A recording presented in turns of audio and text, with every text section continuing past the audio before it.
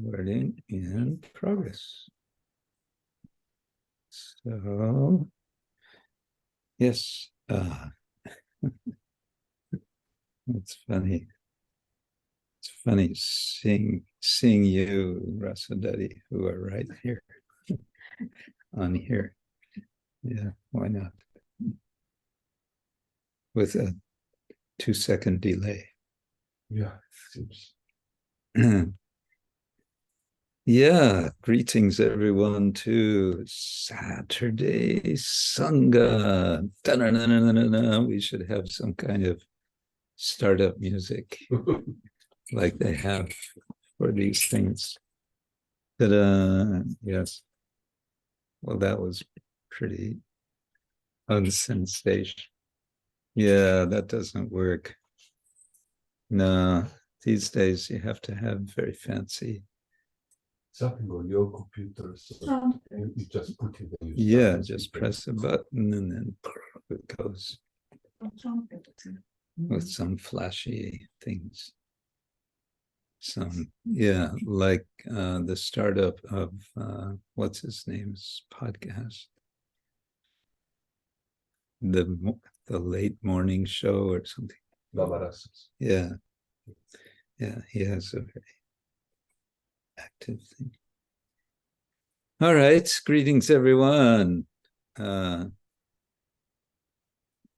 Welcome to Saturday Sangha. We are speaking from Jadranovo. Jadranovo. Where is Jadranovo? It is south of Rijeka. It's between Rijeka and Crkvenica. And so we are close to the seaside, but we are not in the sea. The famous example of figurative language is Gangayam Goshaha, which literally means a village in the Ganga. And it's an example for how one may sometimes have to take a statement figuratively rather than literally. Because you can't have a village in a river. If you do, you have a very wet village. So we are in the sea, but we are not in the sea. We are next to the sea. But yesterday we were in the sea. Or should we say we were on the sea? Because we were in a boat on the sea. Yes, we had a nice little outing. And it was a jolly good time had by all. Okay.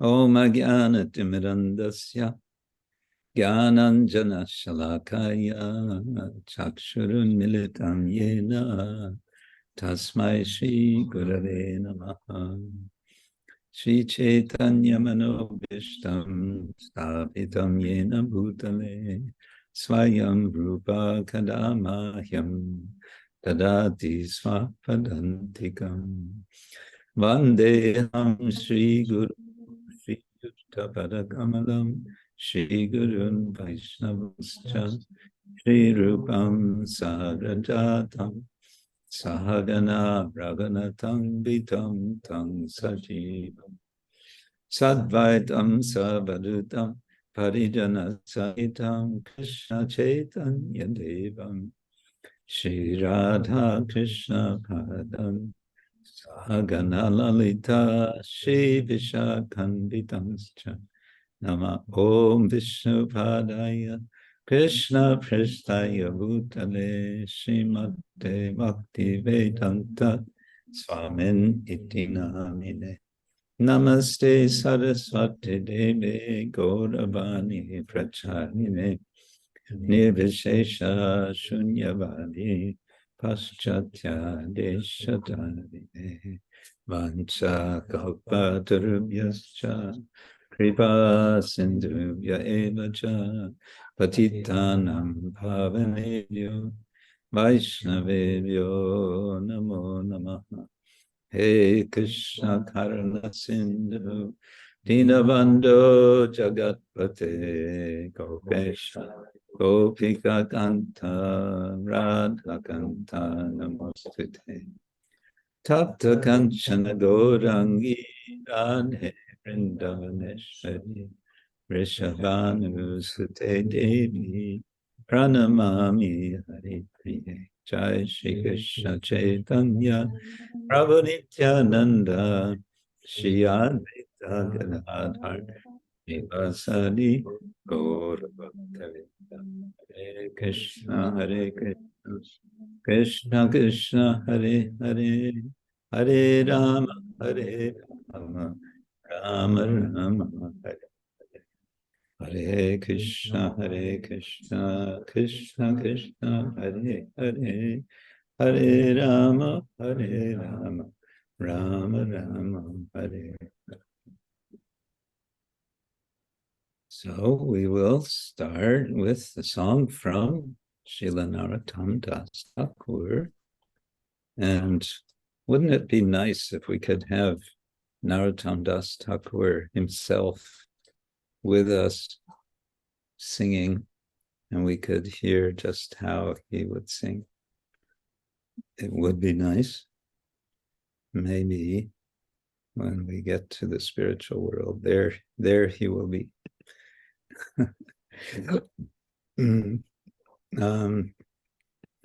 So we have a song number 3 of Dainya Bodhika, Awakening of Dainya, which is humility, I would say. And this is from Prarthana, one of his songbooks.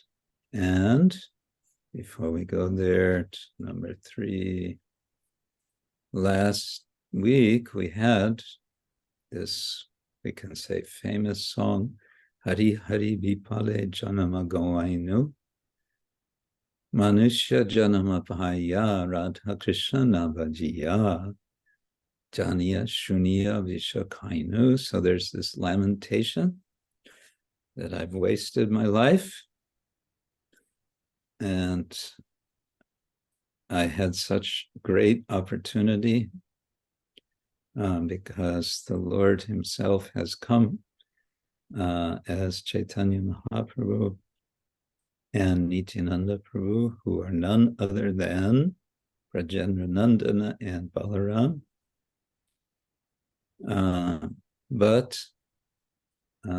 Yes, and they've brought Harinam Sankirtan.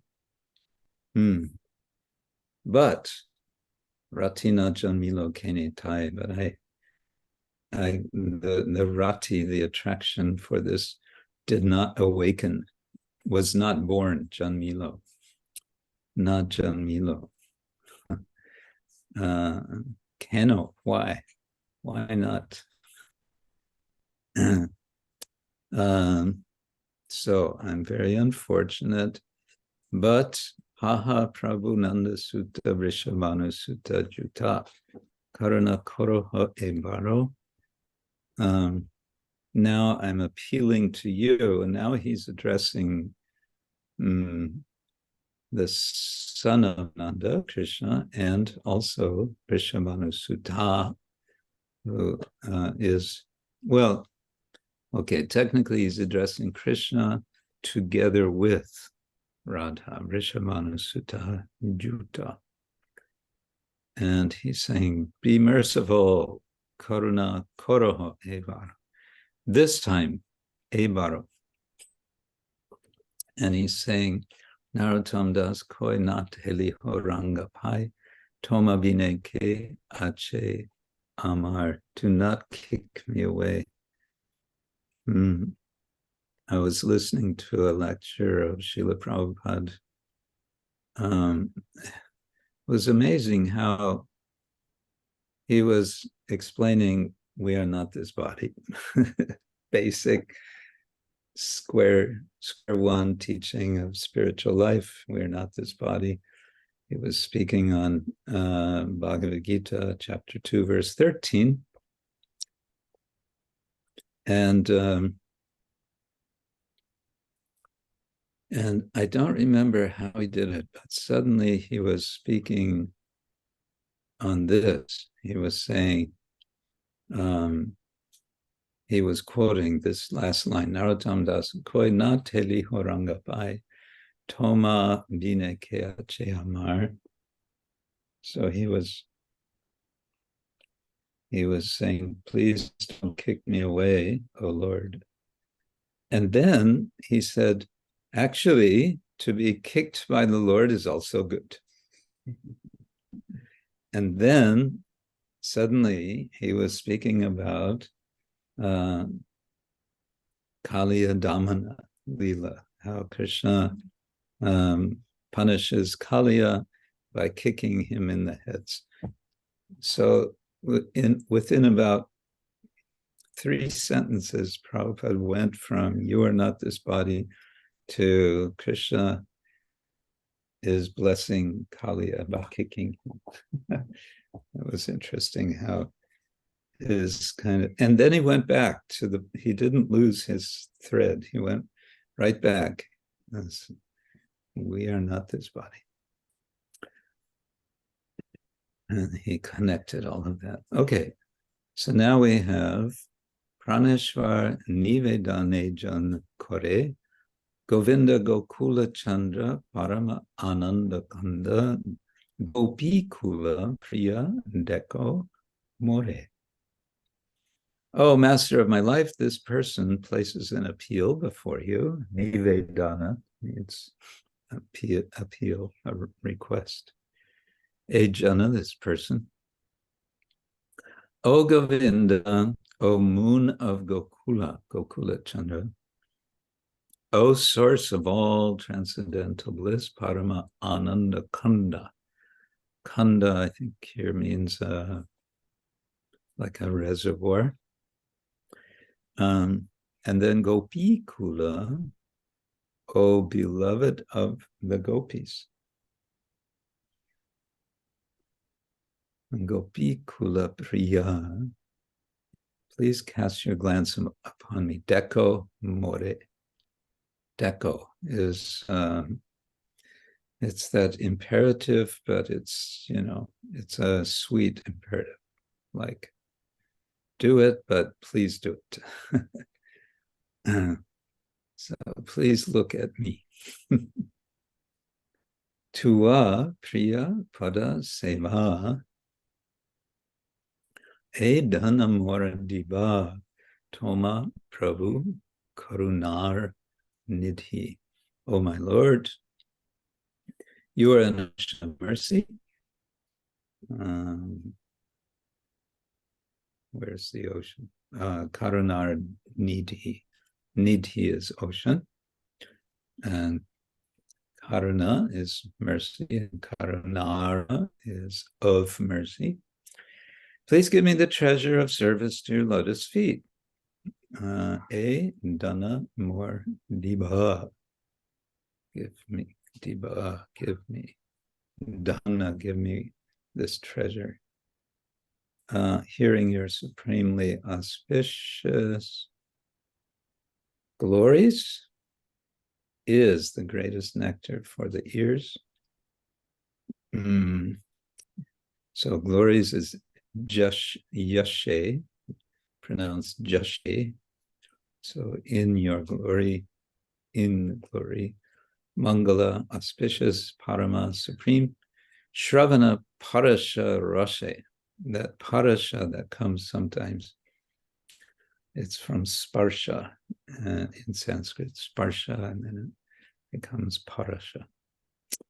Sparsha means what? It means touching. Touching.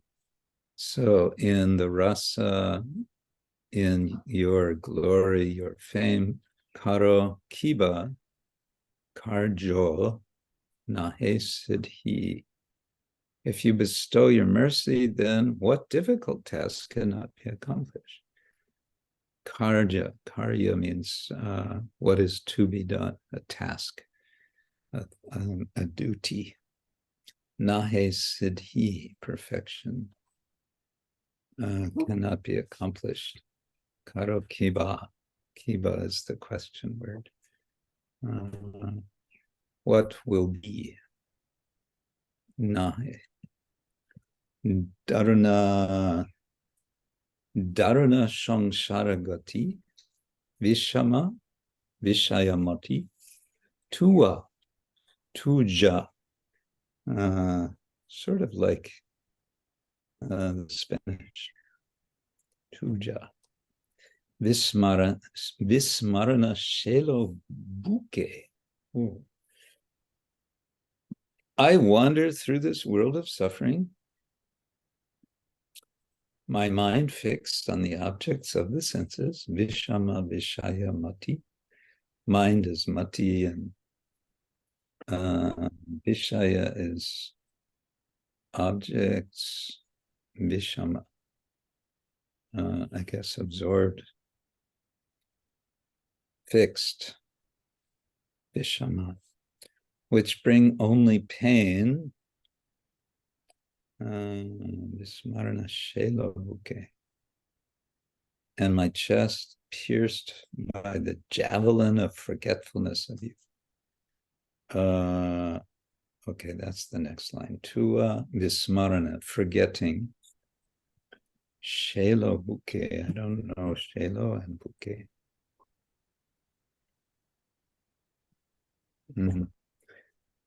Jara jara tanu mana achetana anukana. My body and mind are withered and shattered.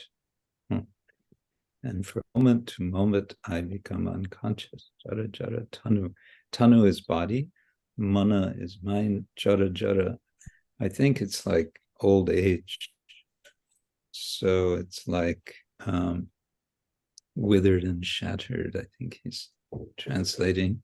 Achetana, of course, unconscious, and anukshana, moment to moment. Kshana is a moment, and anukshana is moment by moment.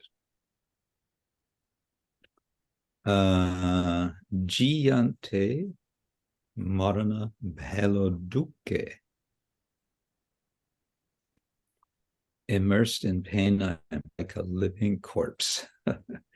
Jivante marana, a living death.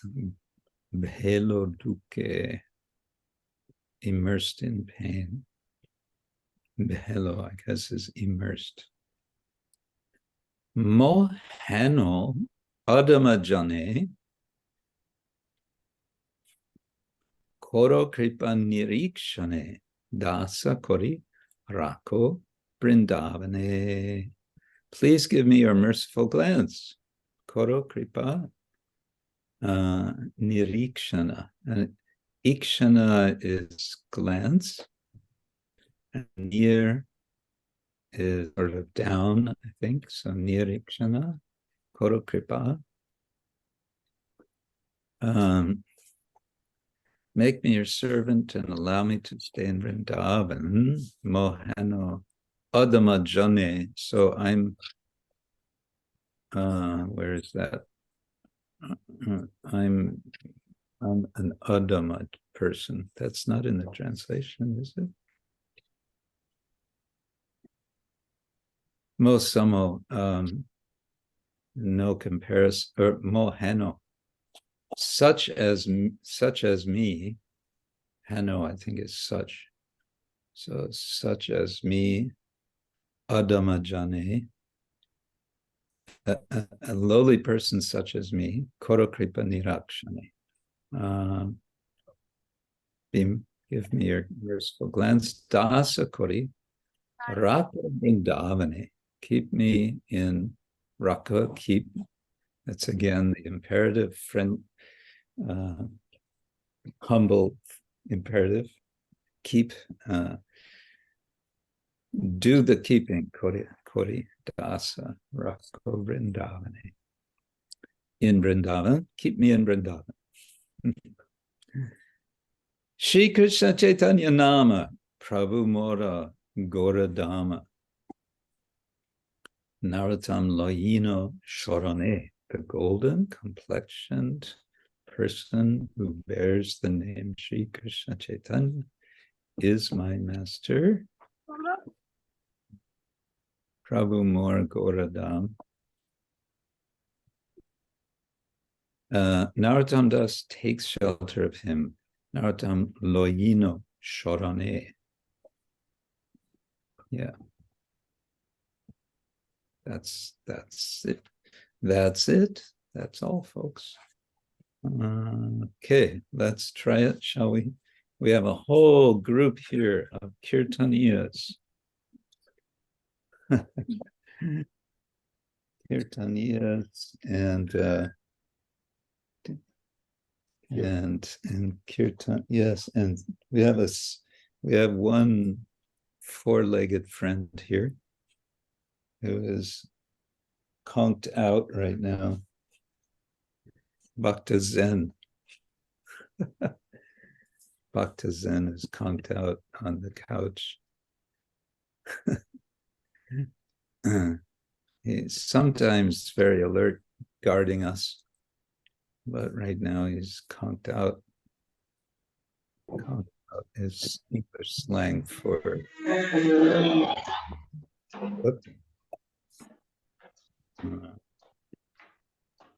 Okay. Take that. Take that. Get rid of that. And there we go. Okay. So we can do, I think we could do the same style as Hari Hari Vipale Janama Go I Knew. Let's see.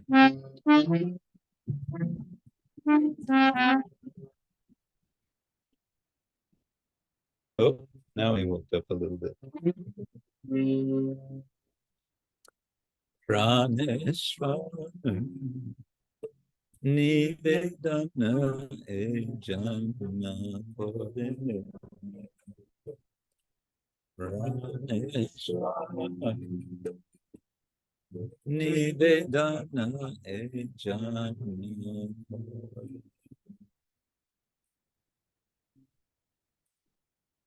Govinda Gokula candra parama ānanda kanda Govinda Gokula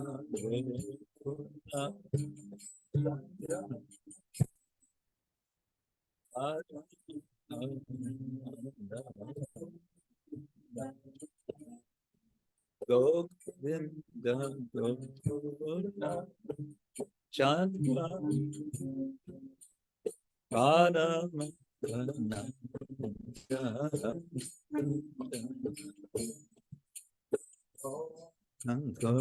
Sing.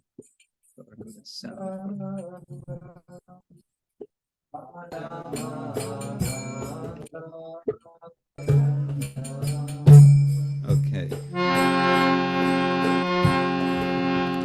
Gopīkula priya dekho more. Gopīkula priya dekho more. Gopīkula priya dekho more.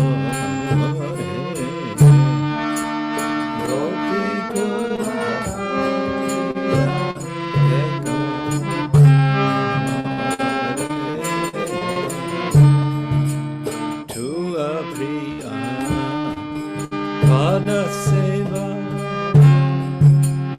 Nivedana,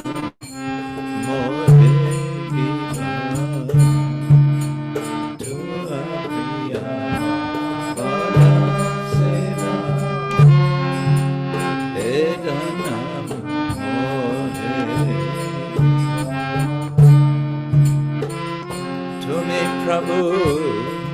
karunya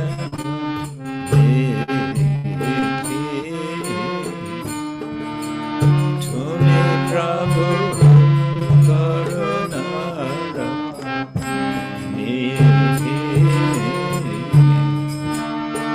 tumi prabhu karunara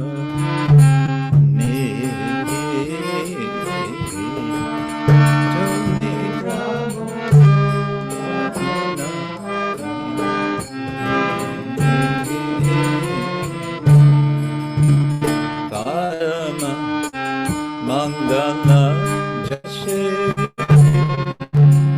shavana parasha rase parama jase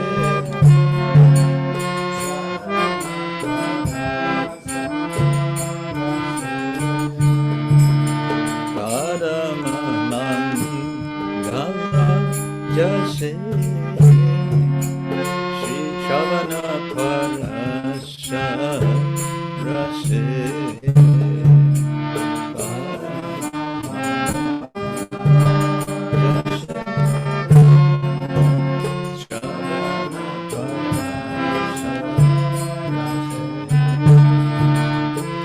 Karokiva Karja Nahe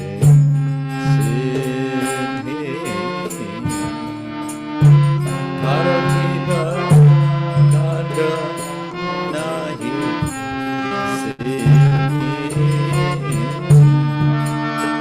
Karokiva Karja Nahi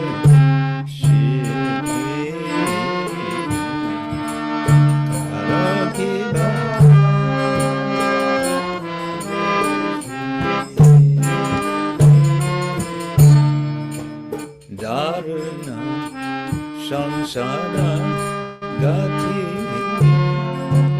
Vishama Vishaya Mati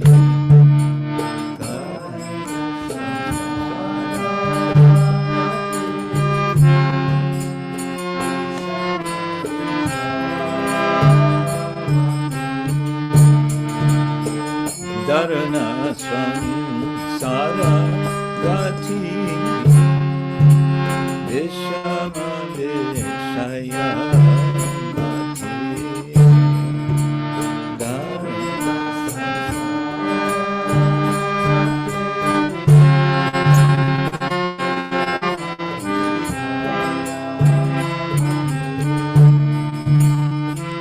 Tuyā vismarana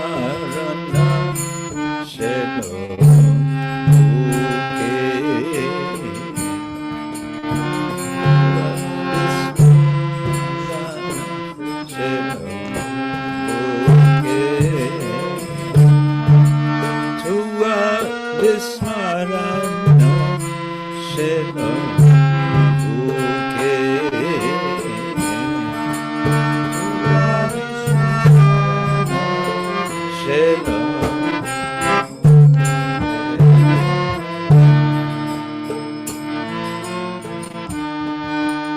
Jara jara tanumana achetana anukana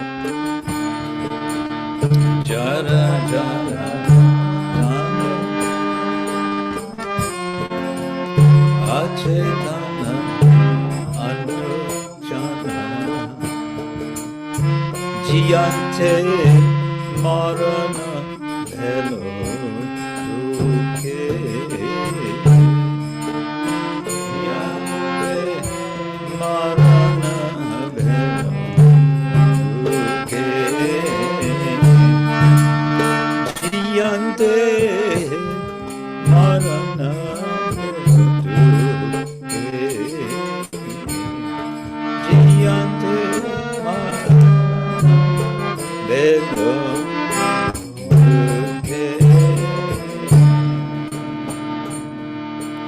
Moheno Adama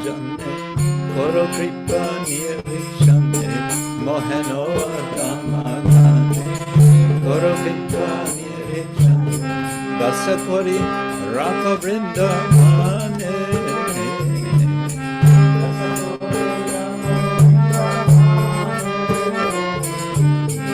Dasa Kori Raka Vrindavane,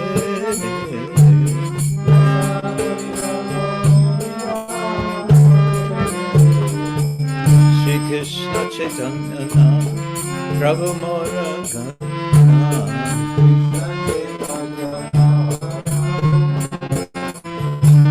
Shri Krishna Chaitanya Prabhu Mora Gora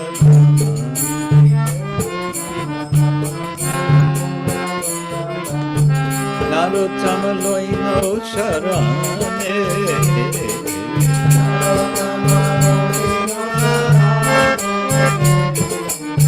Narottama Loino Sharane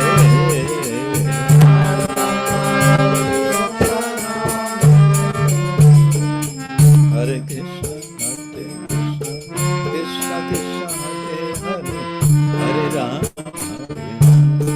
Rama Rama Hare Hare Hare Krishna Krishna Krishna Hare Hare Rama Rama Hare Krishna Krishna Krishna Hare Hare Rama Rama Rama Hare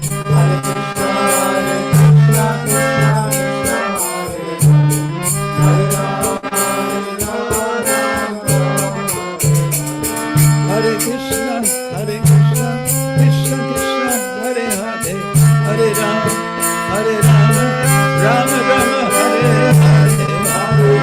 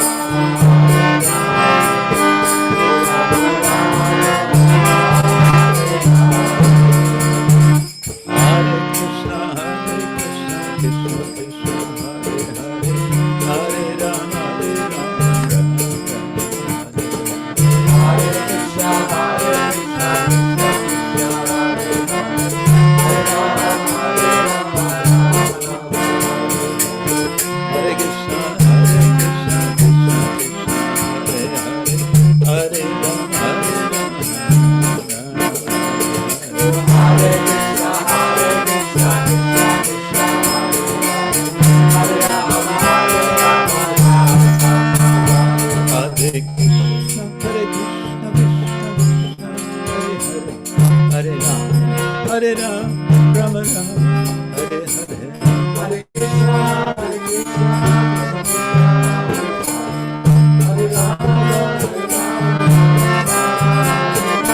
Hare Krishna, Hare Krishna, Krishna Krishna, Hare Hare.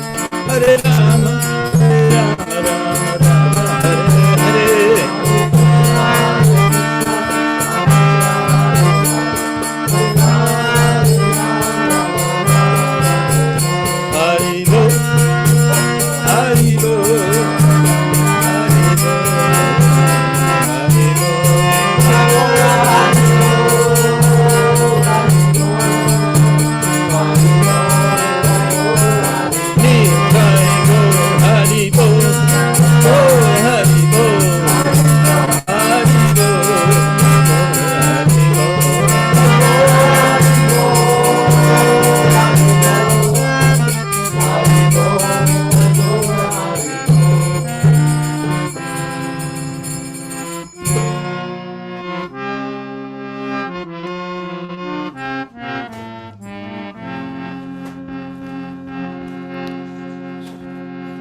Hari Nam Sankirtana ki jai.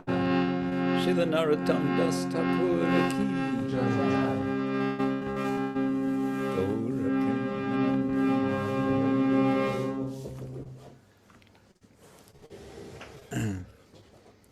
I think it's interesting that in the last verse he says, Das Kore Rako Brindavane. Keep me in Vrindavan. Which sounds like he wrote this while he was in Vrindavan. Narottama, I don't know the exact history. He was in Vrindavan. Anyway, keep me in Vrindavan, he says. So that's nice. Prabodhananda Saraswati Thakur in his Vrindavan Mahimamrita has lots and lots and lots to say about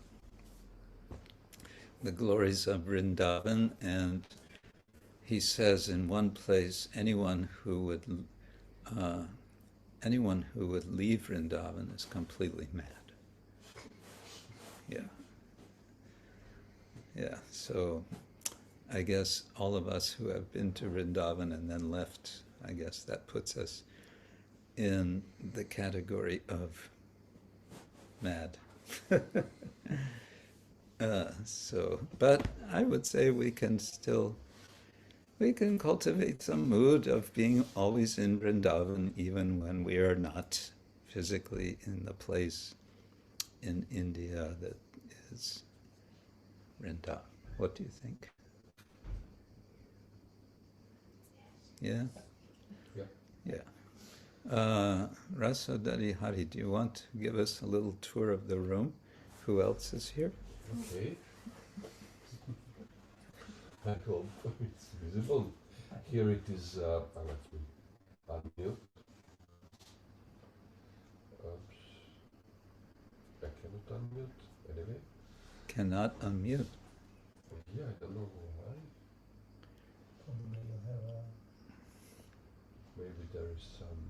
The host is not allowing participants to unmute themselves. Oh, can the host allow the participants to unmute themselves? Where are you? Oh dear.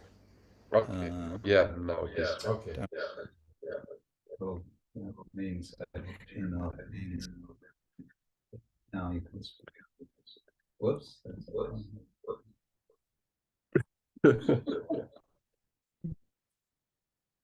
Here we have our Gora Mitra, cook, and there is Dira Lalita, and there is Kunda. Here is the altar with Gornitai. And here is Sandra. And here is also Jaganmangal Hari. And the dog Zen, who is Bhakta Zen, who is sleeping right now. So, this all.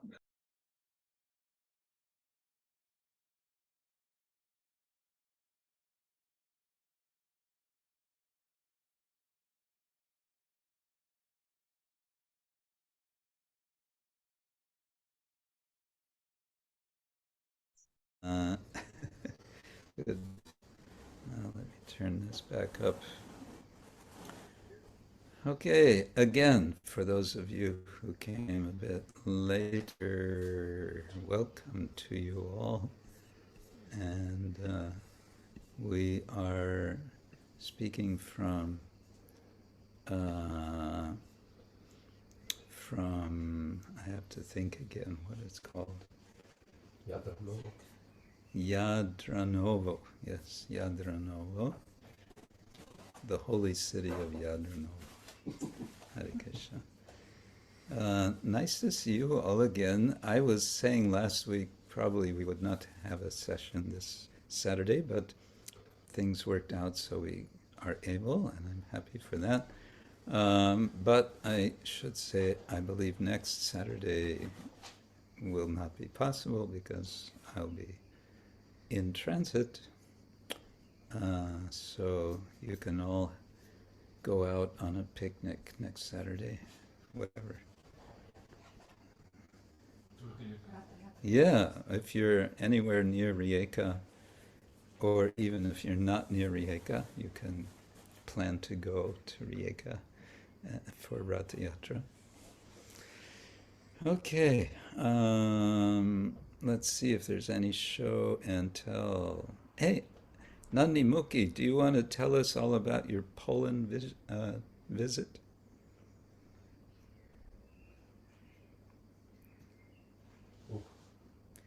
Have to turn on your speaker.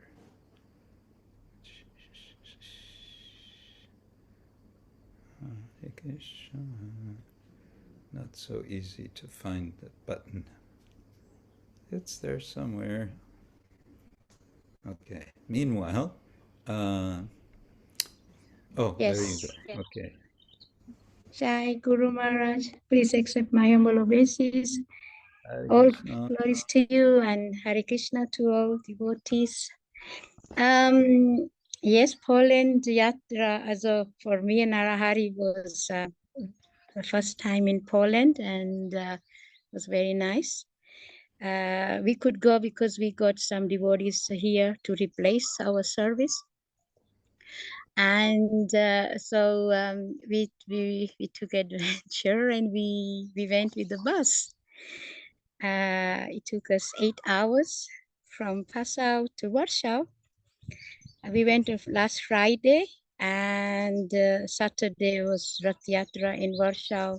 So I think you mean Wrocław. Yes, what Wrocław. Warsaw is another city. Sorry. Yes, and then we took part in Rath Yatra there, and there was many people, guests, devotees. There was one coach with Indians from city, I think Lodz. Łódź. Łódź. Łódź, yeah. Yes, they attended also, and there was performance very nicely staged, was like really solid built, and there was books distribution. Madai Jivanitai, we met him there, and many other devotees. And after Rath Yatra, we went with the bus with these Indians to Łódź. Where we went to Gora Priya Mataji's place. She invited us there, so we stayed there 3 nights. And then we made also a program. It was Guru Purnima. So she thought, while we are also there, let's invite Indian. She has a group of Indians who was along coming for Rath Yatra. So around we invited all of them, but 30 Matajis, ladies, they came, and we made a big feast. We cook enormous preparations, and we offered, because I think also that day was the story of Lord Jagannath returning back. So we thought, okay, we will make rasagullas for him. And then we end up making many preparations. And we did a small puja, worshipping Guru Maharaj and she for her guru. And Narahari gave a class, and Vyasa Vasudev and Srila Prabhupada, and they were chanting together.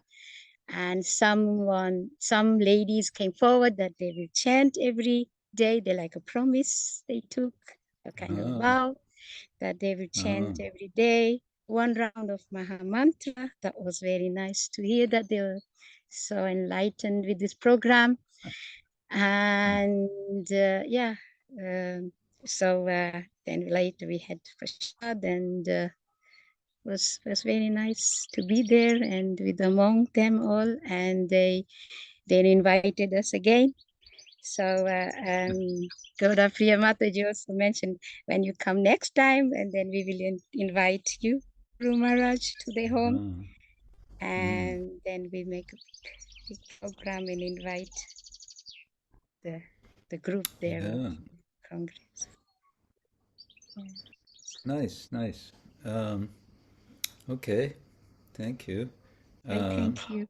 Yeah, they've been doing Rath Yatra in Wrocław. How many years, Kavi Chandra? Are you busy translating now?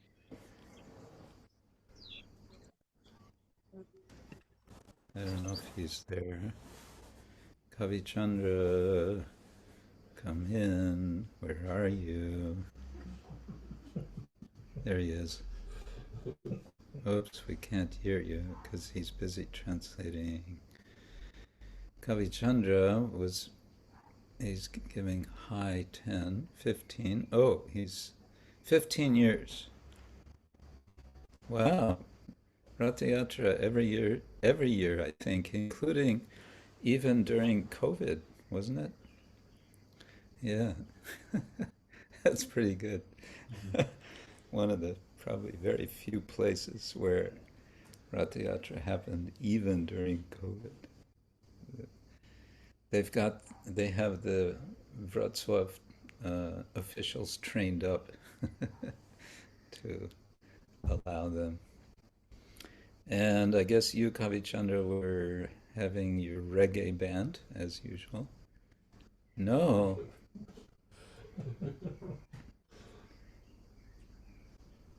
That's it was something else. Okay.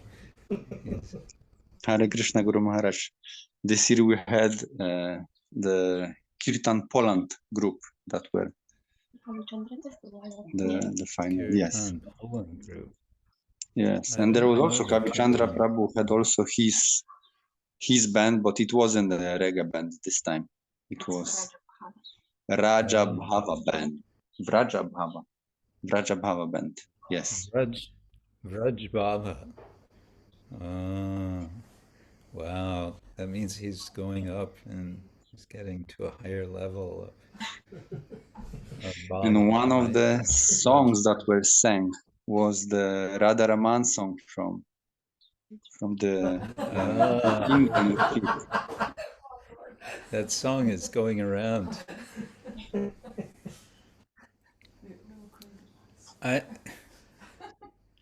I shouldn't say this, but I'll say it anyway. I'm anticipating the time when someone protests that this is not our sampradaya, we should not be singing this song.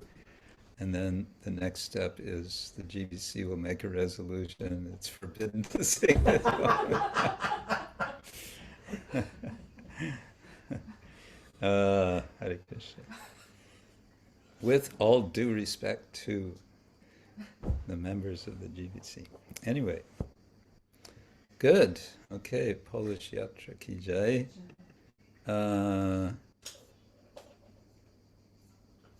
Chatting is a guest. Got it. Okay.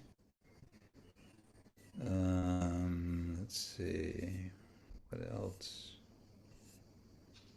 Oh, there's a list of everyone.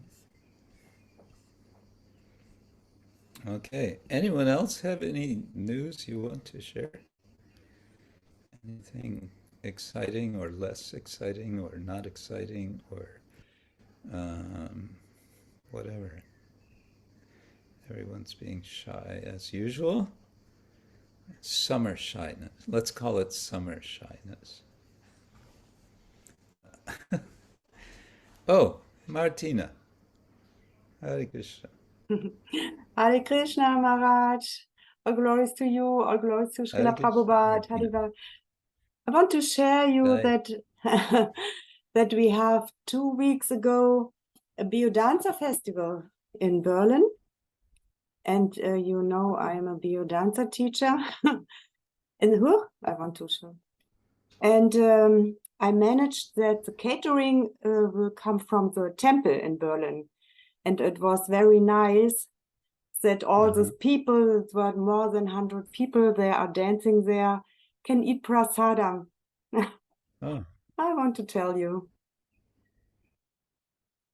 very nice. Very good. What kind of an event was it? I missed that. It is it is a biodanza. It's a dance, free dance. Yes, so and I am a teacher for this also. And so Bio dance. Biodance, genau. It's from Latin America, from South America. So, and Okay. yeah, it's also it's for the connection, for connection with yourself, connection with your higher self, connection with the universe, something like that also. So you got everyone chanting Hare Krishna? Yeah, so, not yeah, Krishna's plan one Sort of. another. When I have my own groups, I always have some songs for my sweet Lord. I very often hear, so there is a Hare Krishna mantra there, and sometimes I use some Krishna songs. Oh yeah. And so That's that good. the people, and so I invite them. Sorry for my English. I try my best. Good. I invite the people to sing the mantra, and it works. Sometimes it works.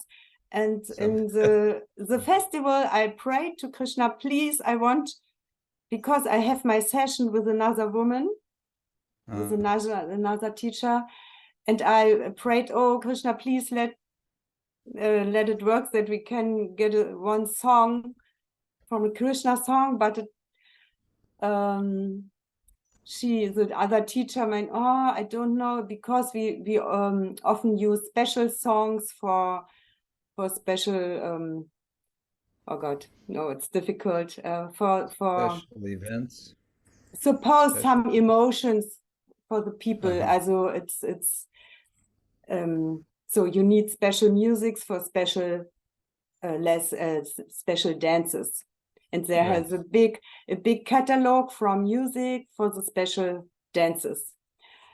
And yeah, and so she means, oh, in a festival it's maybe a bit difficult to try something new, and so let us do the old songs, take the old songs. And so I can say okay, and then so we looked for some music, and suddenly she said, oh, the last dance we can use Hear My Sweet Lord.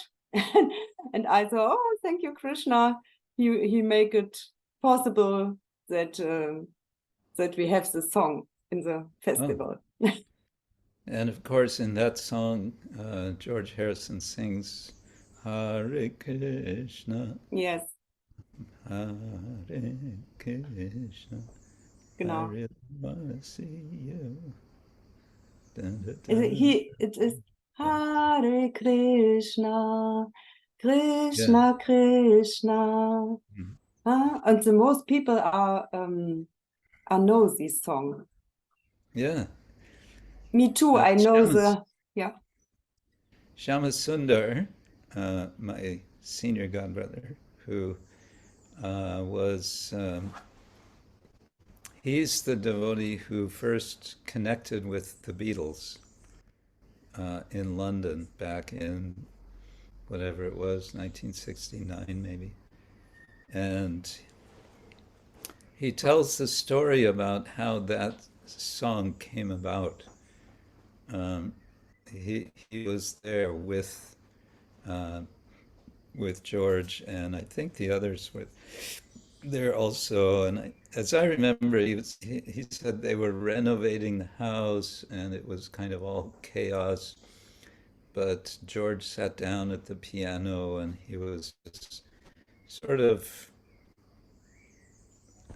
just in no structured way. He was playing something, and then this song kind of emerged. Oh, I think Shyama was helping with the renovation. I think he was, in my mind, he said he was up on a ladder, like painting or something, and George was playing a little tune on the piano, and then Shyama started like a suggestion, like, my sweet Lord, and then George picked it up, and in a short time that it was nice. My camera is defect, sorry, because I'm here. Yeah, nice. Yeah. Thank you, that's nice. Yeah, thank you. You connect on his phone because the line is not so good, and you also have you are saying that Wi-Fi is like, I guess because you're using few parts, maybe you can connect on his hotspot. Oh, I'm being suggested to change my connection because it's not so good. So just one moment while we fix something, and then I'll get back to you, Bhagavati, and you, Kaveri. Okay, hotspot. I don't see yours. It doesn't show. It shows my phone, but it doesn't show your phone. It shows a strong signal on Prahlad. It shows full. We can ask the notice maybe how they see you, because at one point you were just even freeze. Well, I'm not picking up Gauramitras at all. It's like not even showing.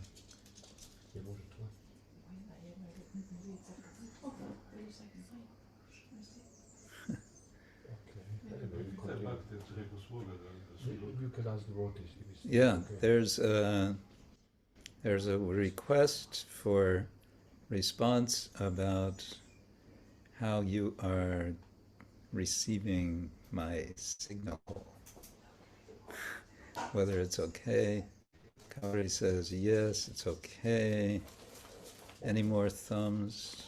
Yes. Bhagavati says okay, we can stay. Let's keep it. We have a saying in American English, if it ain't broke, don't fix it. Okay, Bhagavati, you have your hand up. Hare Krishna Maharaj to you and all the devotees. So just a few words about the Rath Yatra topic. Namely, last Sunday there was a 30th Leicester Rath Yatra. It was announced by the devotees for a few weeks before, and there were plenty of people coming. So, and as far as I heard some years ago, only in Jagannath Puri and in Leicester, the devotees, while Lord Jagannath is being taken from to the cars, they are singing in a special way these mantras and using special instruments, and it was the group of these singers was bigger this year, so and also UK is in July full of Ratha Yatras. Tomorrow is Birmingham, and 30th of July is London, so it's just Jai Lord Jagannath Baladev Subhadra. Yes, thank you. Yes, especially in the UK. In July, there's just one Rath Yatra after another. I remember years ago attending the Brighton Rath Yatra along the beach. That was really nice. It was so beautiful weather. It was too good to believe for the UK. And I remember Mahadyuti Swami was there at that time, and I commented to him about the weather, how great it is. And he's famous for his sort of droll humor, his dark humor. I said, wow, isn't this great weather? And he said, yeah, but it's not going to last. That was... Anyway, Ratha Yatra UK Ki Jai. I guess I mentioned last time we had Ratha Yatra in Novi Sad in Serbia, that's, quite something. Serbia is like, who could imagine? But we had, and it was on the day of the Ratha Yatra in Puri. Nice. Okay, Kaveri, you have your hand up. Hare Krishna, Gurudev, please accept my humble obeisances to you and all the devotees.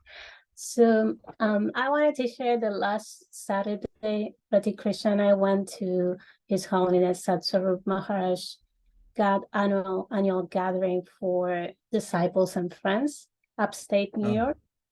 And it's very beautiful. And I wanted to show you a few things. Of course, we got a lot of books from him. We have tons of his essays, different volumes. This one, Story of My Life, which is actually a 3-volume. And I'm especially interested to start this too. This one is called Viraha Bhavan Journal. And yeah, I'm just very interested to read this journal of him. And this one is called Best Use of a Bad Bargain. And if you can see the illustrations, the doodles. Oh yeah, he always has charming. Yeah. They're amazing. I really, really like his simplicity to express through art, through paint. And I like to, he read us a bit of the note to the reader. And I may not read it all, but I thought it was interesting because this book talks about to live Krishna consciousness while you're in chronic pain or going through disease or like that. And yeah, and he talks about how his headaches, his migraines became very constant and taking more and more of his time.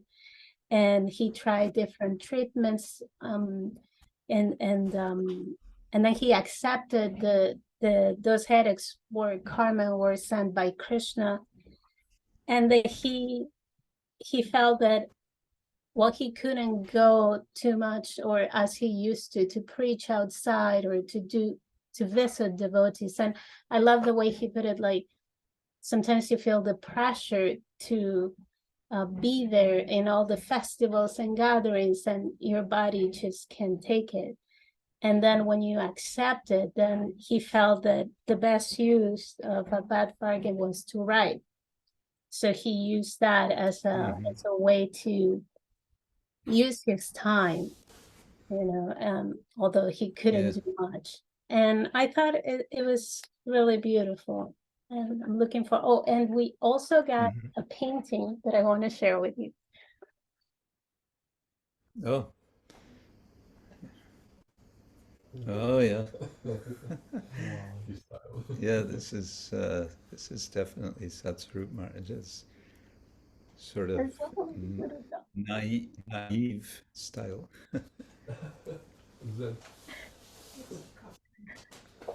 Yeah, and I really appreciate, because it is very difficult to let go your ego, to want it to be perfect or a master of something and this and that, and you're always self-conscious of what people will say, or if it's as good as somebody else and like that. And it's not easy just to put things out, and share them, like that. And I really appreciate that about his artwork, and of course how prolific of a writer he is, and meaningful writing.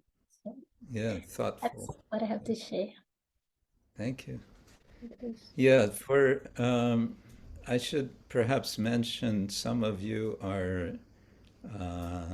listening now are, let's say, younger. You may not even know anything about who Kaveri is speaking about. Satsvarup Das Goswami is one of Srila Prabhupada's first initiated disciples, going back to 1966.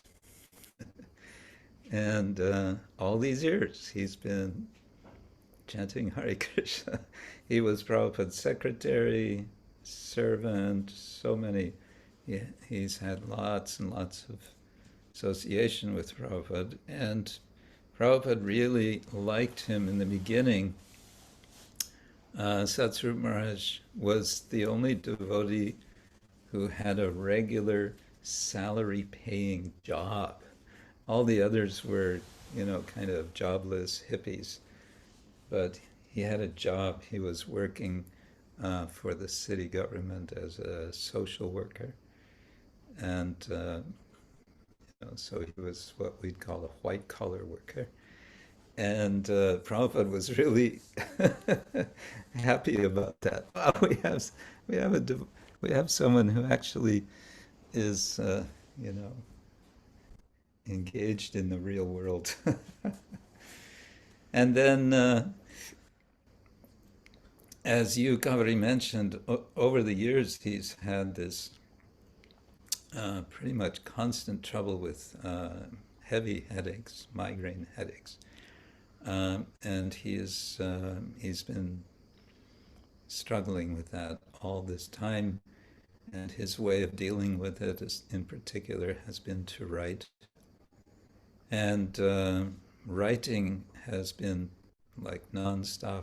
I know it must be well over 100 books that he's written and published by now.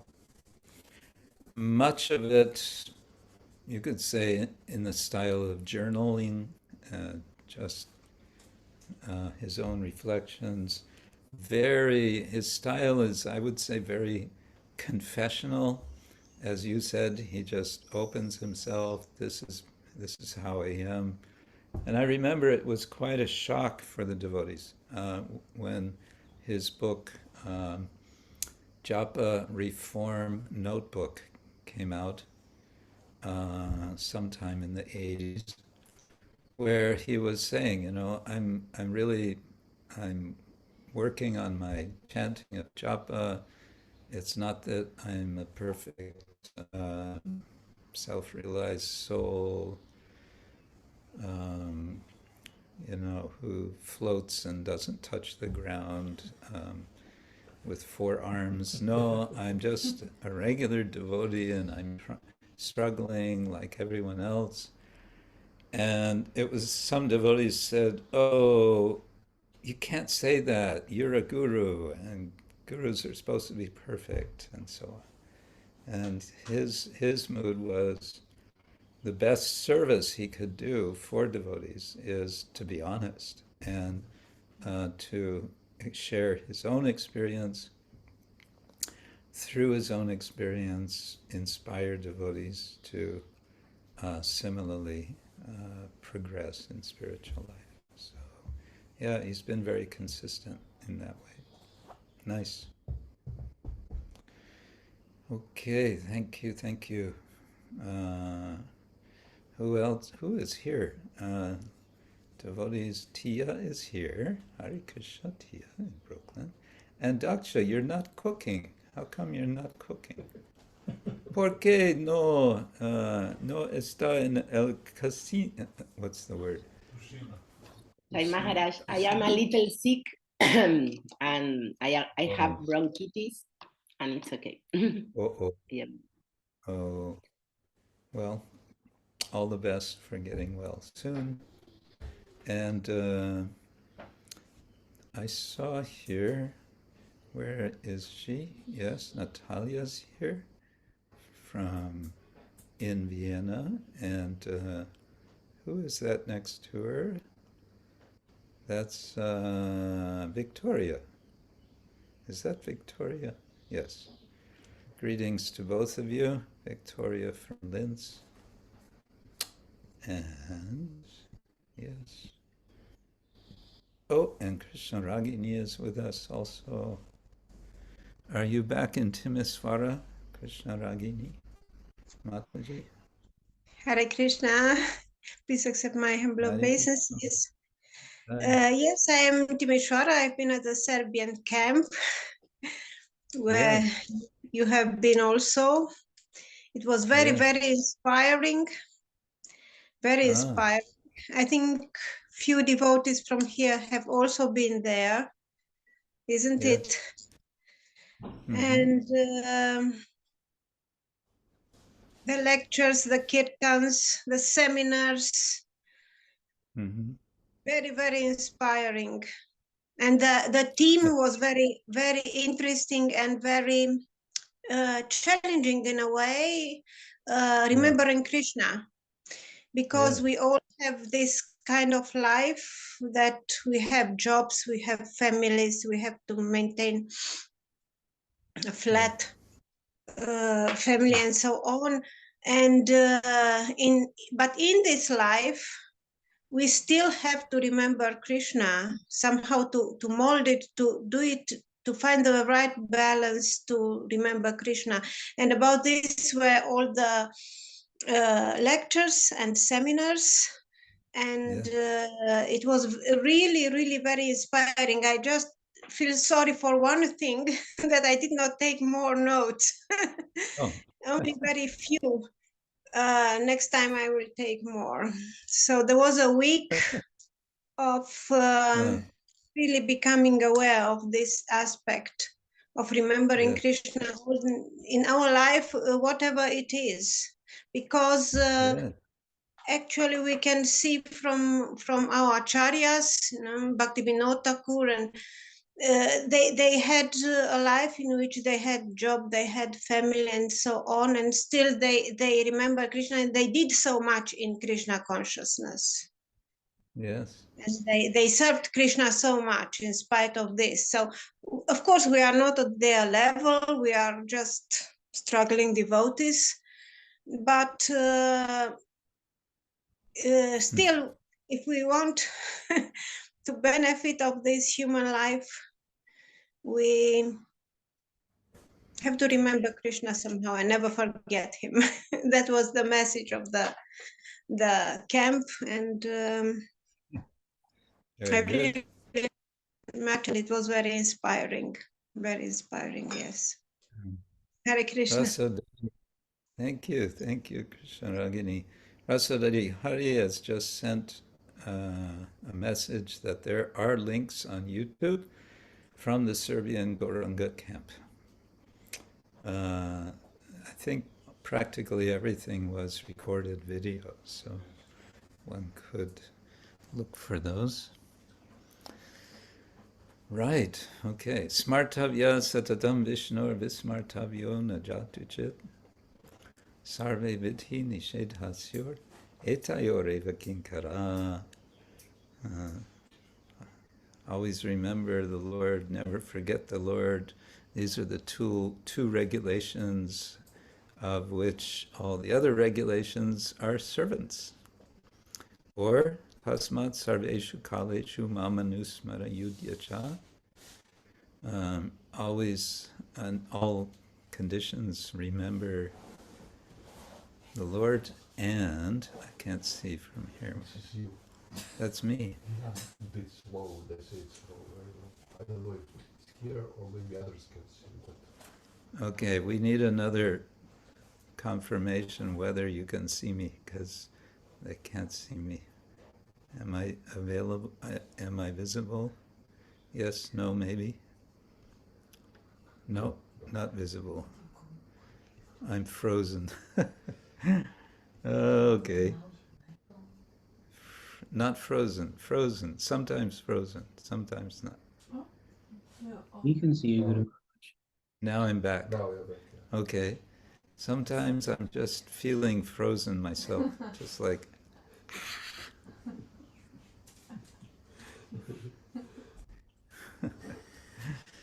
Okay, it's time for a little bit of 5th Canto Bhagavatam. What do you think? Yes. 5th Canto Bhagavatam. Okay, share screen. Here we go. Where am I? No, first I have to find the place. Hold on. We'll get there. We'll get there. It's just a matter of time. Only time is separating us. And there we go. Okay. Share screen. There. Share. Okay. I kind of decided to go back. I haven't gotten very far in this 16th chapter, but still, I want to go back to the beginning. To verse number 3, Bhagavato gunamaye stula rupa e abeshitam mano hyagune pi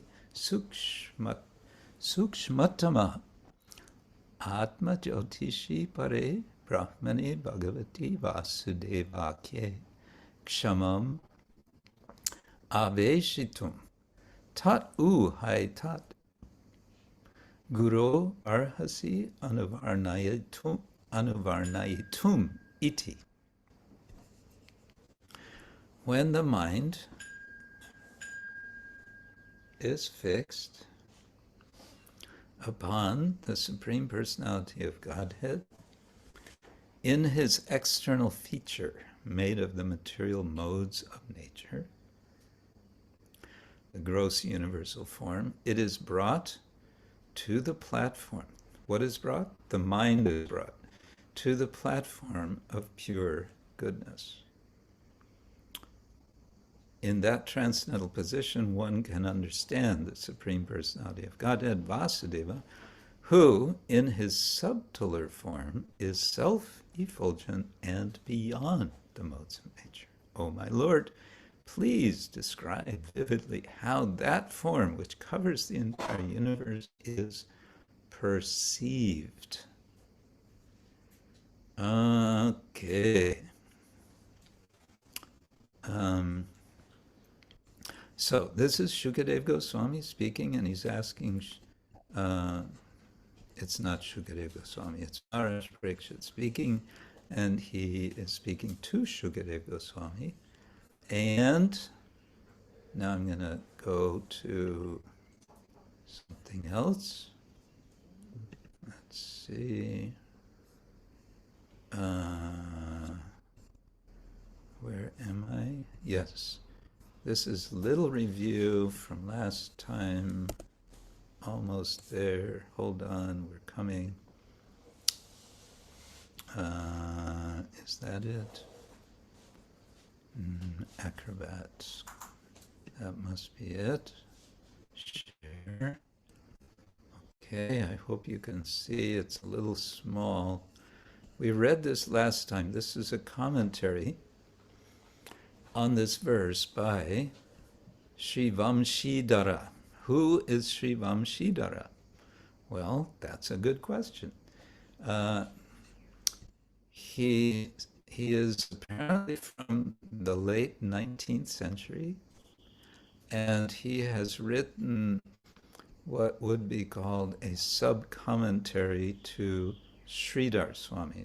And therefore, he's always included in collections of commentaries by the acharyas of the Bhagavatam. First is always Sridhar Swami, and next is Vamshidhara.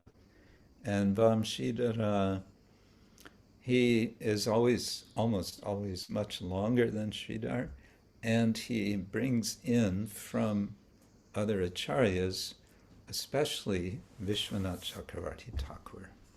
Okay? And we read this, I think, last time. He's explaining the word kshamam from this verse as capable, and he gives a bit of a technical explanation.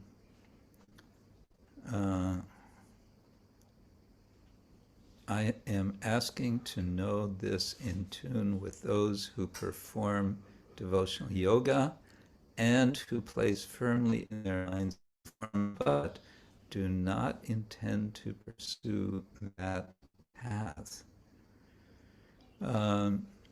Okay, which path they're not pursuing? It seems not pursuing the path of bhakti yoga. Okay, but then he says, for me, however, it is enough to enjoy. So he's like quoting Maharaj Parikshit. He's like expanding what Maharaj Parikshit is saying to Shukadev.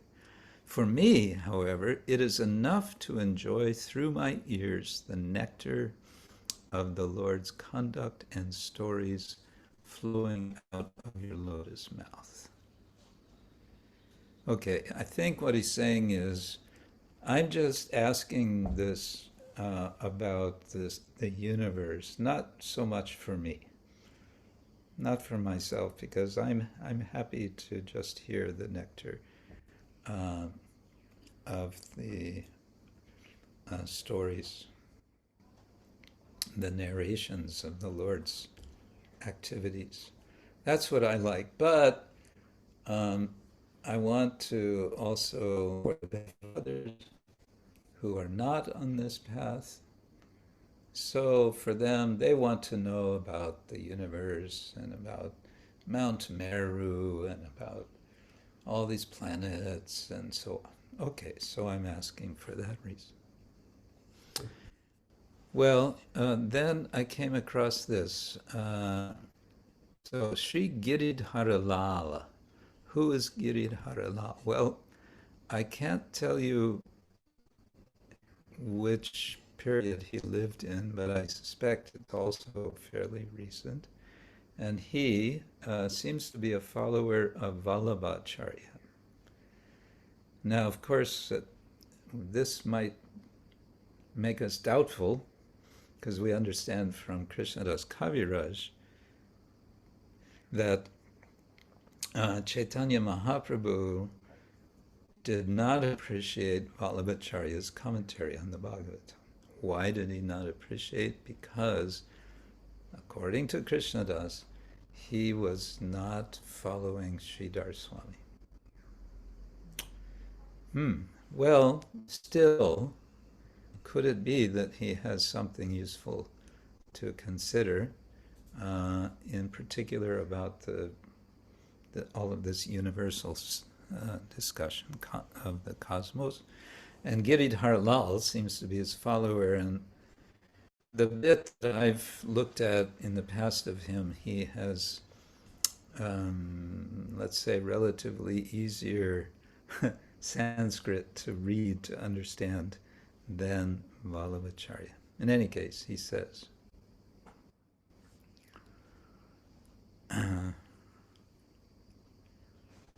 Okay, first there's like a quote, and I guess this is like Shukadev speaking to Parikshit, but I'm not sure. He says, "But for a great devotee like you,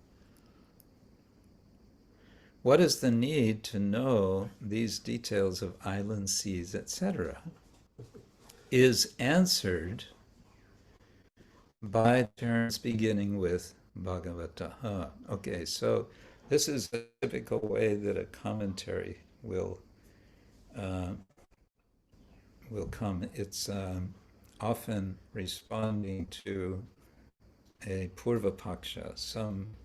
Some doubt is being expressed. Now this verse is spoken anticipating that objection or doubt or whatever it is. Okay, so now I get it.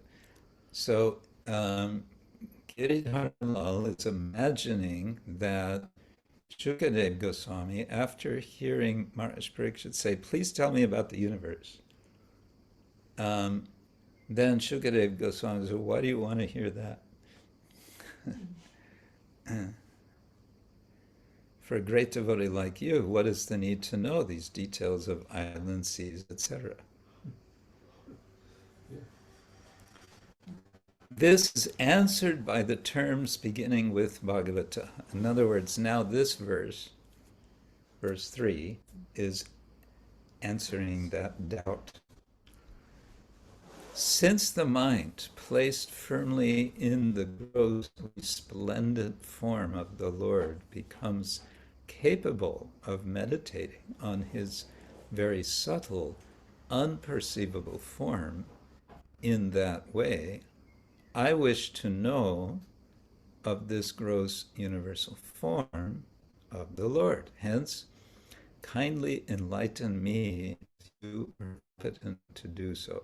So now he's, in a sort of imaginary way, quoting Maharaj Parikshit. He's elaborating why he wants to hear this. I want to hear this. Why? Because I know that if I'm focused on the gross form of the Lord, that's going to help me to understand or to realize or to comprehend the subtle form. Is very subtle in unperceivable form. So kindly enlighten me.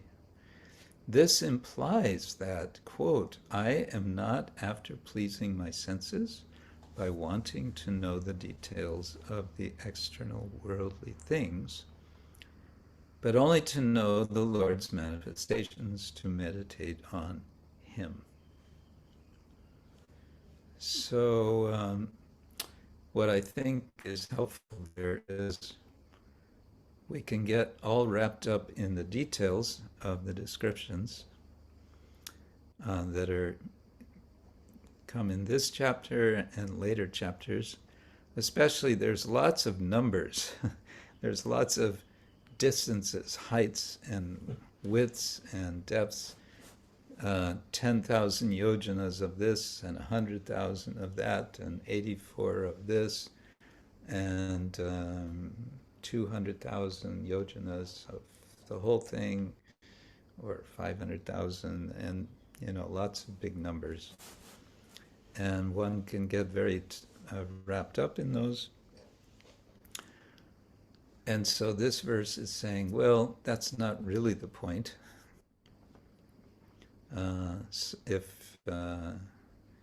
If you want to know what's the real point is I just want to know the Lord's manifestation so I can meditate on him. So in other words, it's a way, it's one way of meditating on the Lord. Someone likes to meditate on, on maps. Right? Some people like atlases. Some people. When I was a kid, I really liked atlases. Huh? Yeah. Yeah, you could just imagine all these places that are in these different parts of the planet. And they were different colors, you know, each place was, each country was a different color. The main cities also. The cities, and sometimes there were a really good atlas, you know, there would be atlas of population, atlas of different products produced in different places. All kinds of things were charted. Statistics. Yeah, with statistics, you could imagine, you know, you could, yeah.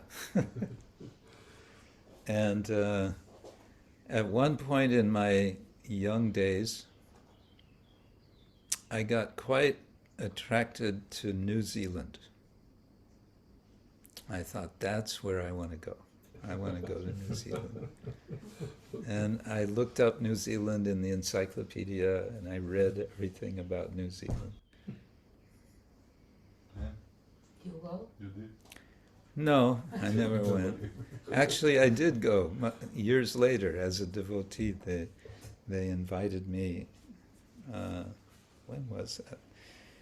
I was invited to Australia, and they sent me around Australia and also to New Zealand.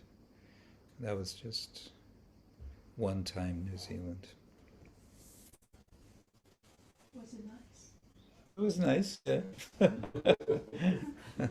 But by that time I kind of understood, you know, wherever you go in the material world, it's still the material world. So it kind of took off the you know, the thrill that might have been there as a child. Yeah. Yeah, I finally could tick that box. Okay, been there, done that. But it is, I mean, in some ways, I don't know, it's kind of nice. Yeah, we could read a bit more of this. Grossness is due to having the forms with attributes of sattva, etc. Supreme subtleness is due to their absence. To rule out formlessness, it is said to have the name Vasudeva. To avoid suggesting limitedness, it is called infinite, Brahman. To know that he is the ultimate, he is called supreme. Yeah, we'd have to look back at the verse, which is in prose, and find all these words, but I won't take that time. The address Guru is per the dictum, just try to learn the truth by approaching a spiritual master. Inquire from him submissively and render service unto him. The self-realized souls can impart knowledge unto you because they've seen the truth. Thus, he inquires humbly, falling at his master's feet, pleading for a merciful explanation of the details. Okay.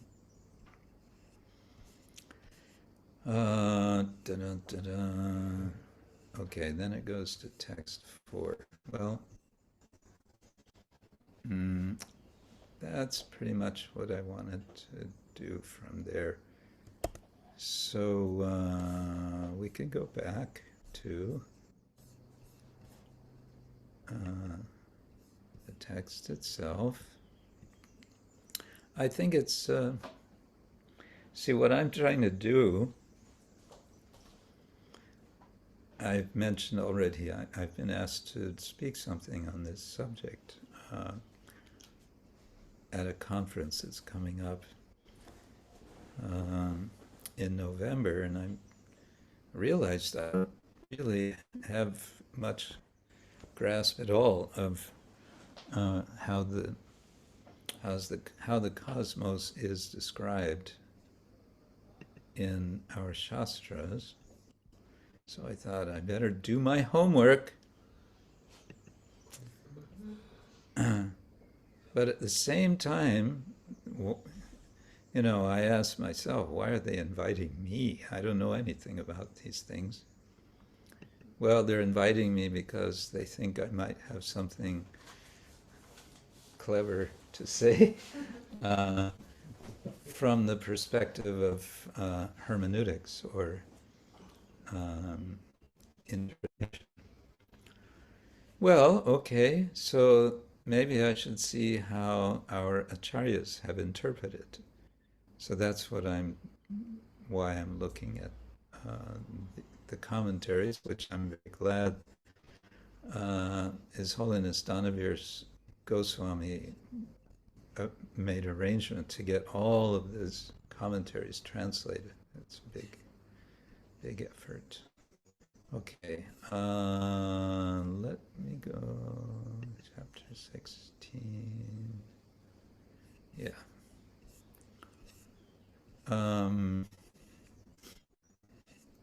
Yeah, we were reading about, there's Meru, and there's these mountains, and then there's these trees, and there's, text 19, the fruits of the jambu tree, which are full of pulp and have very small seeds, fall from a great height and break to pieces. Those fruits are the size of elephants. Remember we read about that?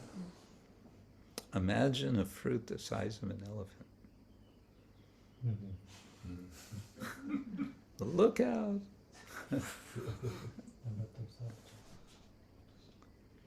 And the juice gliding from them becomes a river named Jambu Nadi.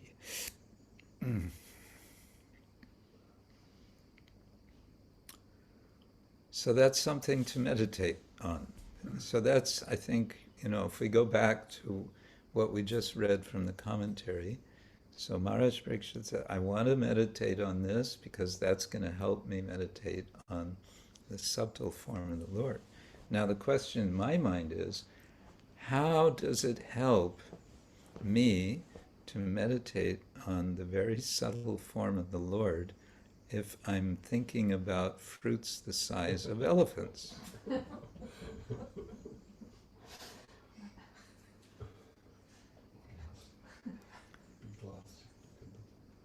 Big lassi.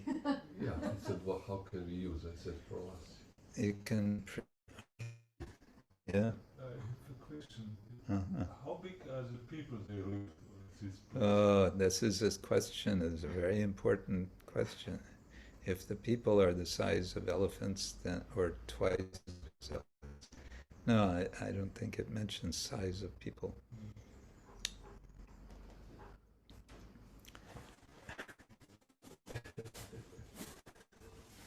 The river falls a distance of 10,000 yojanas from the summit of Meru Mandara to the side of Ilavrita and floods the entire land of Ilavrita with juice. Okay, I have a problem with this now because my understanding is that Meru extends from the Bhuloka, from Jambudvipura as 84,000 yojanas. Okay. And here, this river is falling from the summit 10,000 yojanas. That means it doesn't get all the way down to the ground of Ilavrita. It just says from the summit of Meru Mandara to the southern side of Ilavrita and floods the entire land of Ilavrita with. Uh-oh.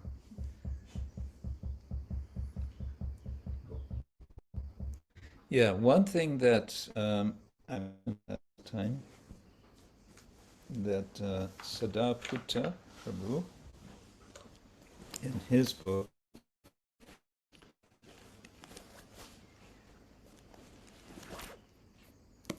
Mysteries of the Sacred Universe, he points out inconsistencies. He's not afraid to highlight inconsistencies, but also differences of different scriptures on topics like this. For example, where I read it in something he wrote, it is said that all of the stars in the Bhagavatam, it says all of the stars are illuminated by our sun, and we all kind of go, huh? Are we supposed to believe that? And it turns out elsewhere it doesn't say that. It says they're self-luminous. I don't remember if that's in another Purana or if that's from Surya Siddhanta and so on. I'm not sure. Kaveri, you want to comment?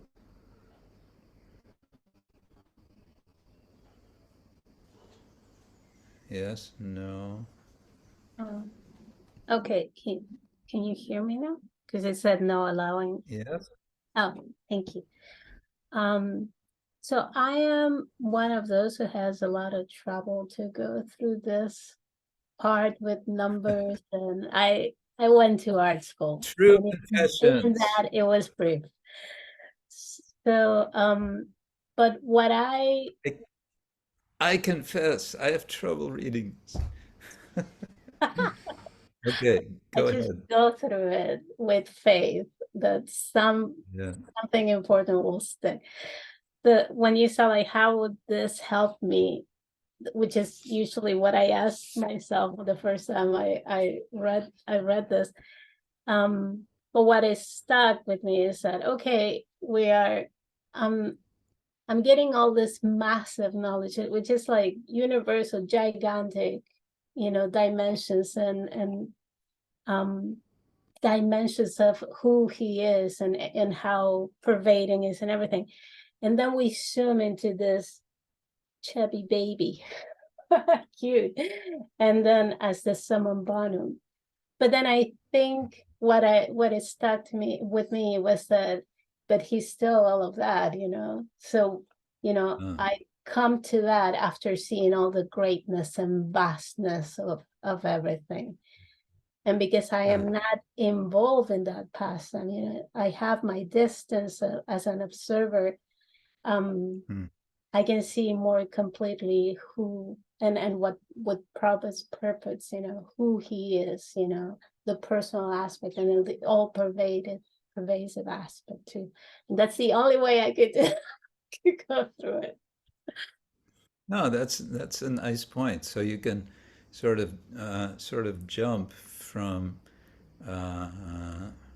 this vision of jambu trees size of elephants and the vast of the universe to seeing Krishna as a chubby baby who is on the lap of Mother Yashoda, and all of this is within him.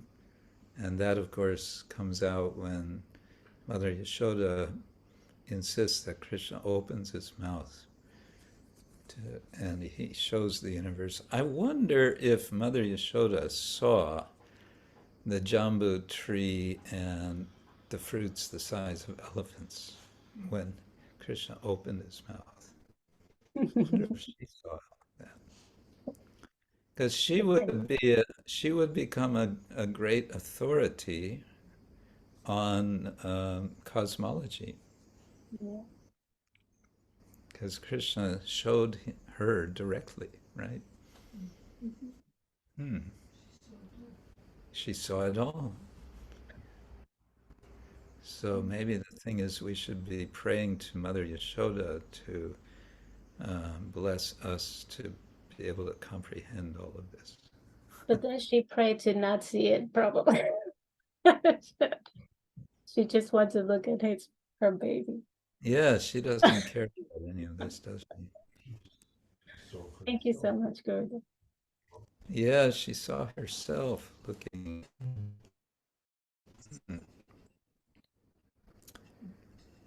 Okay, then there's more talk of trees. And another thing that struck me when I've been reading this is there's a certain, there's a lot of mention of numbers, of sizes, but there's also a lot of mention, there's a lot of names of things. There's names of mountains. There's names of places, of dvipas and of varshas. And all of these names are, they're kind of strange. They're all different sorts of names. Oh, here's some names of mountains. Verse 26. There are many mountains beautifully arranged around the foot of Mount Meru, beautifully arranged. Like the filaments around the whorl of a lotus flower, their names are Kuranga, Kurara, Kusumba, Vaikanka, Trikuta, Shishira, Patanga, Ruchaka, Nishada, Sinivasa, Kapila, Shanka, Vaidurya, Jarudhi, Hangsa, Rishava, Naga, Kalanjara, and Narada. So, okay. So part of me says, well, again, how does that help me to meditate on the Lord, to see all these names?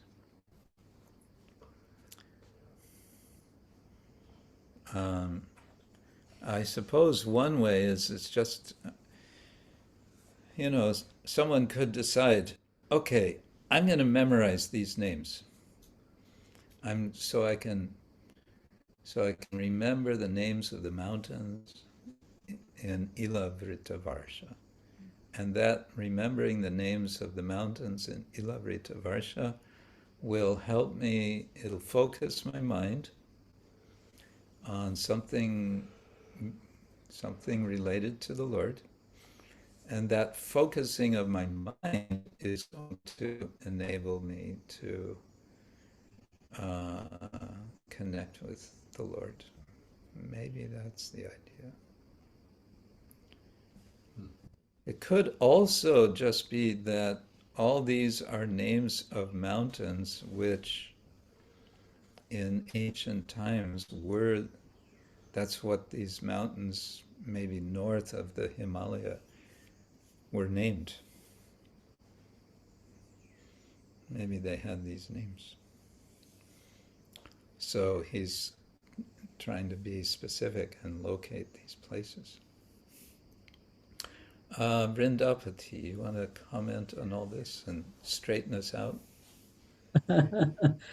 I don't think I'll be able to straighten it out, but I can commit academic suicide by dipping into something interesting if there's time to just share. But I'll briefly mention that I was doing some reading because as a yoga teacher we read lots of yogic texts, so we learn about yogis who live in the Himalayas, in places which are hidden from kind of human vision.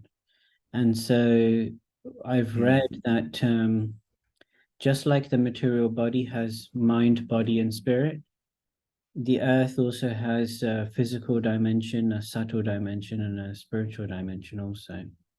So I was reading that this Sukshma Jagat, they call it the Sukshma Jagat, has a place known as Siddhashram, and the Tibetan Buddhists call it Shambhala.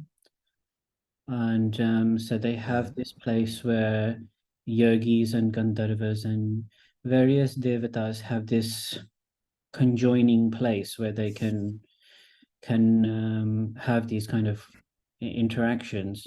And that place even has not materially manifested, but like subtly manifested mountains also. And so I was reading this, and I think I was reading this autobiography of a yogi, which people probably have come across in their reading in the past. And they have Yogananda. And it was Lahiri Mahase and some other Bengali saints who do Kriya Yoga kind of brought to attention the concept of Mahavatar Babaji, who is one of these yogis who kind of perpetually exists in the Sukshma Jagat in Shambhala and these places. And also one of my What's his name? Say again? What's his name? Lahiri Mahase? Who's perpetually... Oh, Mahavatar Babaji. Oh, he's the guru of Paramahansa Yogananda. No, the Mahavatar Babaji was the guru of Lahiri Mahase, and Mahavatar Babaji is considered to be this Siddha yogi who exists in the Sukshma platform. And then Lahiri Mahase was the guru of Yukteswara Giri, who was the guru of Paramahamsa Yogananda. Yogananda. Yeah, Yogananda. So so I was reading that there is actually people who believe, and there are people who are still trying to look for Shambhala. They have these, like, you know, the Tibetan historians have lots of things of, they try to locate where it could be. They believe it could be in the region between Kailash and India. Some people locate it somewhere closer to Pakistan. Some people locate it somewhere, you know, in within Tibet itself. And some people say it's actually, you know, the Nepalese people say, well, you know, it's in Nepal. So everybody, so everybody has a claim to this. But you know, as I've always been very, very fascinated with these mystical things since I was very young. Learning about this, and one of my very first gurus who initiated me into Gayatri as my Upanayana when I was younger, he had a guru who his name was, we referred to him as Dada Guru, and he was his name is Swami Sarveshwarananda, and he also is claimed to be about 600 years old by age, and he is only 600 years old. And he is also able to survive in the Himalayas and enter in and out of these dimensions, so become subtle, because it's a part of the siddhis is to become subtler than the subtlest. So if they become very subtle, they can enter into the Sukshma Jagat, you know, and the Antariksha, where, you know, Siddhas, Gandharvas, and Yakshas, and Kinnaras, and so many different things exist. So I deliberated on this, and I thought, well, Ganga comes from outer space and comes to hit the jata of Lord Shiva, and then assumes the form of there's this river. But if we look at it from a geological perspective completely, it's just melting ice from the Himalayas which form a river and become the Ganga. So I imagined that, I mean, I'm just sharing my ideas. I don't know if this is right or wrong, but I was thinking about this also, that the spiritual, it's the spiritual descent of Ganga which comes down and comes into the subtle realm, just like the soul descends into this material world, enters into a subtle body, and then hits into a physical body. So the Ganga also descends completely spiritually, you know, comes into the Sukshma Jagat and enters and becomes a material river. So this is how I kind of envisaged to be, you know, because I'm on a plane to Nepal, and I'm looking out the window thinking there must be some stream here, which is Ganga coming down. And I see somewhere. Yeah, somewhere. And I also see the mountain, Everest mountain, which is considered to be the tallest mountain so far. But, you know, we don't have all these other mountains, and Kailash is considered to be one of those things. But because I guess out of trust, I can share on this forum that when I went to Kailash and I was waiting to go to a place called Darchen. No, we were waiting to go to Manasarovara, also a mystical lake, which apparently at nighttime people see different deities and entities coming to bathe at Manasarovara.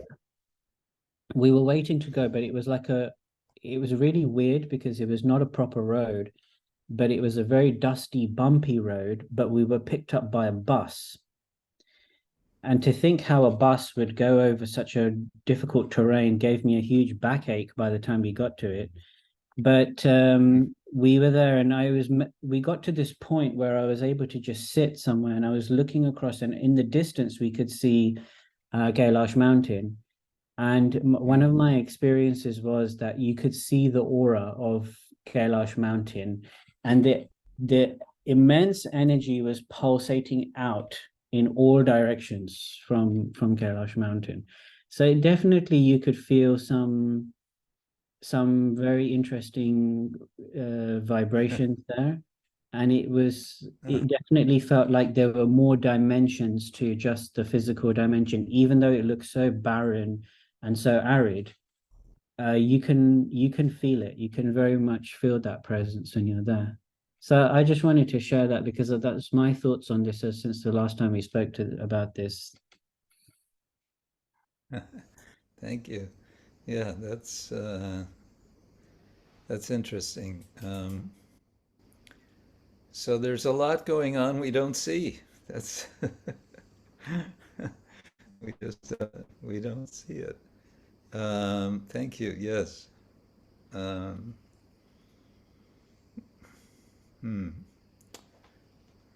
guess I have to think about this because, well, that's another subject. But yes, Kailash, Manasarovara.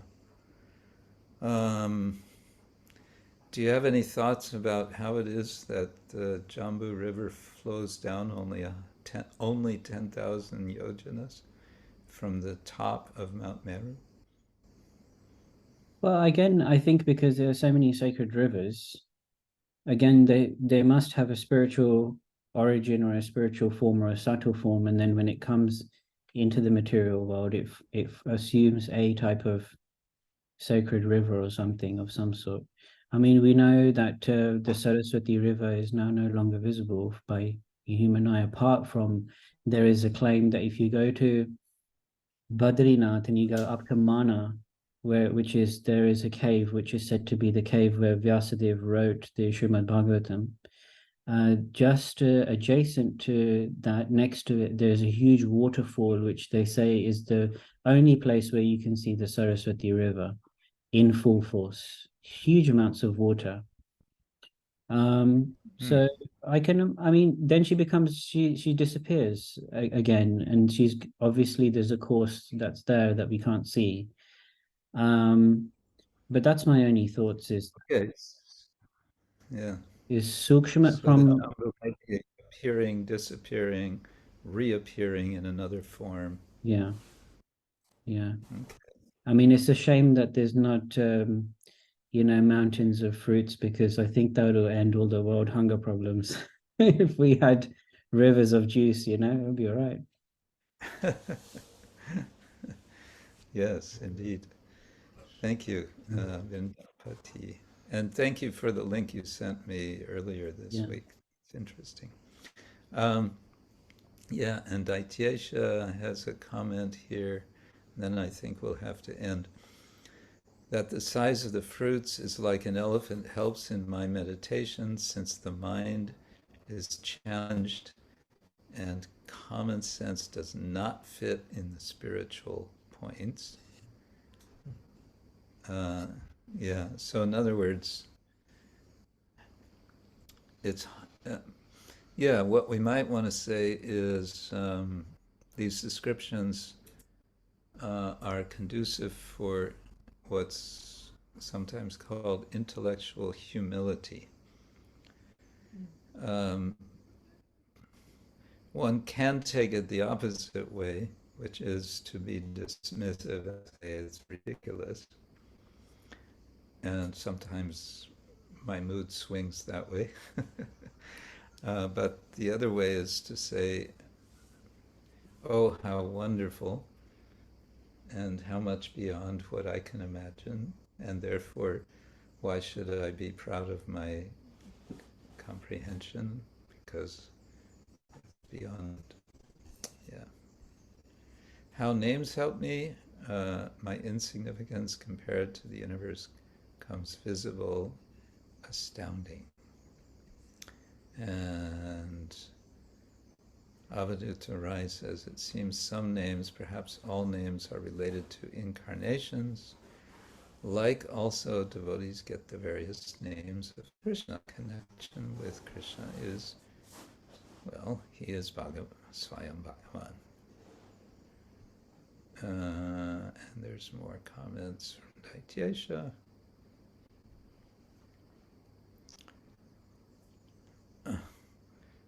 The disciple brings the Guru water from the river inside of a pot with many holes, and the disciple tried, but water was, of course, licking and pouring out, and the disciple could never bring water to his Guru by using this pot. So finally the disciple went to his Guru and facing him said, it was not possible to bring water.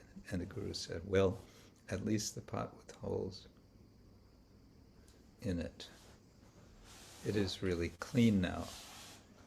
Explaining that cleaning is the essential direct consequence for the mind, even though memory did not work. That was not the point. Okay, I think I get what he's saying. Interesting way you're connecting that to thinking about these descriptions. So the point is not the content, the point is the process of cleansing the mind. Okay, that's nice.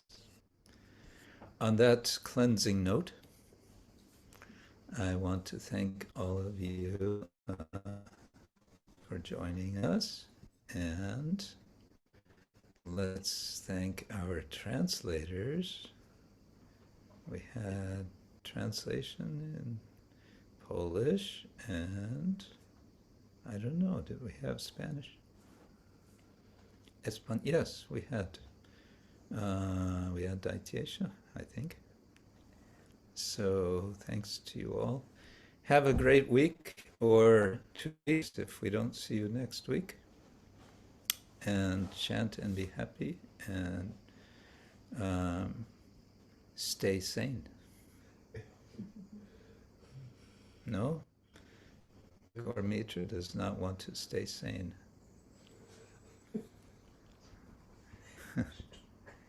He's joking. Where's the four-legged one? Oh, in here. Wow, it's really knocked out, huh? No, his eyes are open. Okay. He says, what are these people talking about? This universe and fruits the size of elephants. Just give me my lunch, he says. Okay, thank you all very much. Srila Prabhupada ki jai, Ananta Koti Vaishnava ki jai. Hare Krishna. Jai Gaur Premanande. Hare Krishna, Guru Maharaj. Hare Krishna, family. Hare Krishna, Guru Maharaj. Jai. Guru Maharaj. Jai Guru. Hare Krishna. Thank you.